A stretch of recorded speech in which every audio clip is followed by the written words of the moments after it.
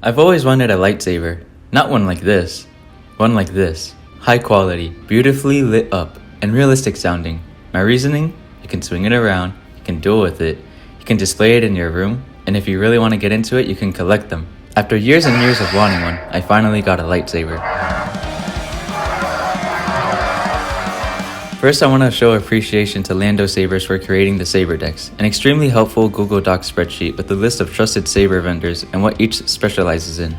You might be familiar with a company called Ultra Sabers if you've tried looking up lightsabers to buy before. You'll notice that Ultra Sabers isn't in Lando Sabers' Saberdex. That's because Ultra Sabers is trash. In short, they're scammers. They overprice products and have horrible customer service. There's more to it, and Lando Sabers made an in-depth video about it if you're interested. Now that that's out of the way, I did some research on which saber vendors to buy from. I was torn between two companies on the Saberdex, Darkwolf and Crimson Dawn. These two are LGT Saber studio vendors, meaning they get their sabers from LGT, a company based in China that mass produces these sabers. So these companies are reliable resellers. The major parts of the lightsaber are the hilt and the blade.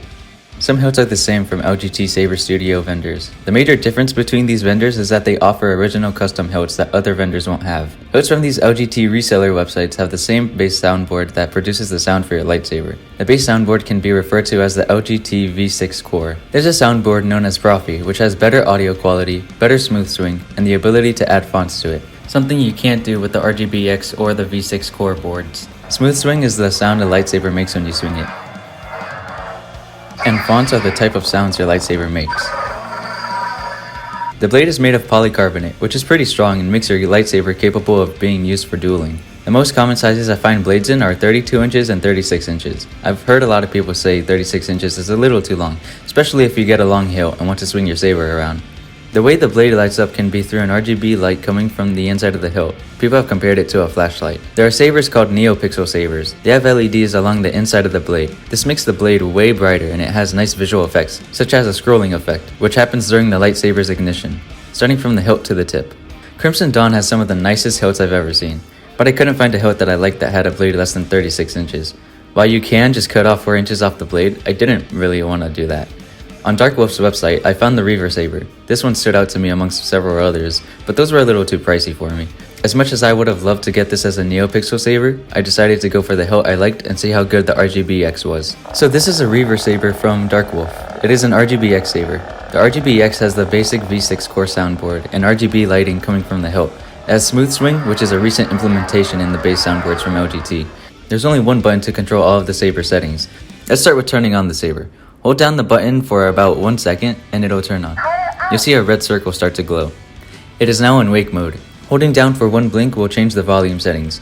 To cycle through the volume settings, you have to repeat the 1 blink process.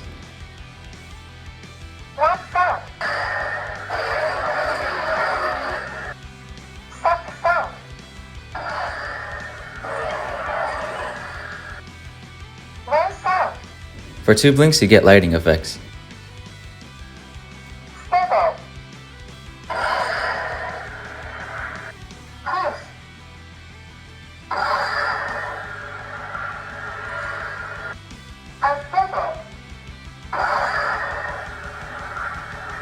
For 3 blinks, you get music. There are 5 songs.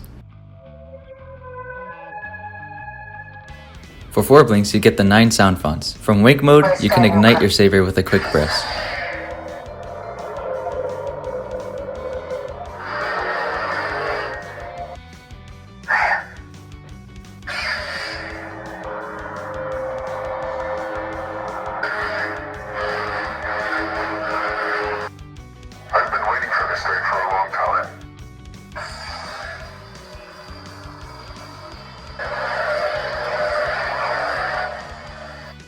Obi-Wan Kenobi!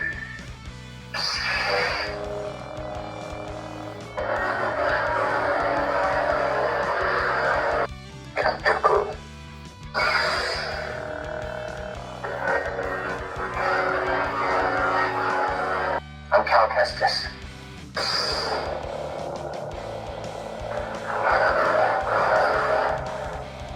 The Force is with you, young Skywalker. You're not a Jedi yet.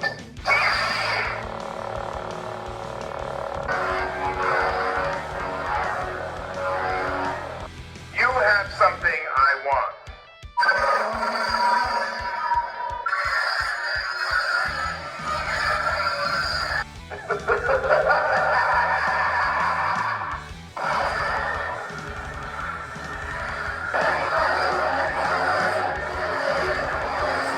the saber has flash on clash, which actually takes a lot of force to make it flash on clash.